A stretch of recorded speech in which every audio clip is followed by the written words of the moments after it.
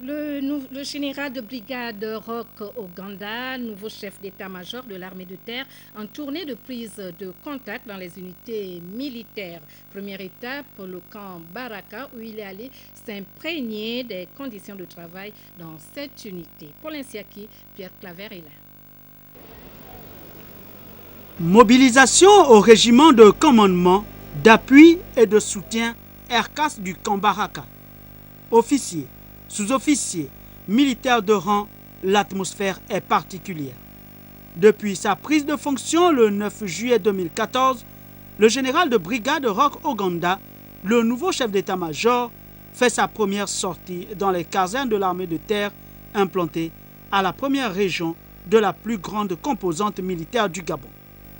Comme tous les chefs militaires, il a pris le temps nécessaire pour faire d'abord le tour des structures afin de s'imprégner des différentes difficultés rencontrées avant son adresse de circonstance à l'endroit des hommes en uniforme.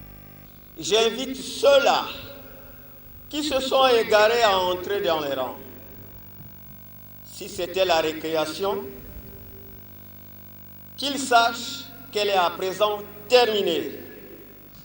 Chers frères d'armes, comme vous le savez déjà, je ne transige pas devant des comportements rétrogrades, de compromission ou d'indiscipline.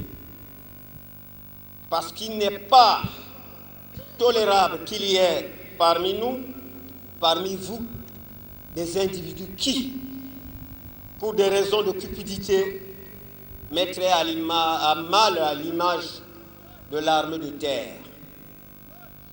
Je n'accepte pas et je n'accepterai jamais des soldats qui passent des journées dans les bistrots, les lieux de plaisir, en tenue militaire. Des militaires qui arrivent ivres à la montée de couleurs ou pendant le rapport. Plus encore, je n'accepte pas l'absentéisme. Les adeptes de l'absentéisme doivent se mettre en tête qu'ils seront considérés comme déserteurs.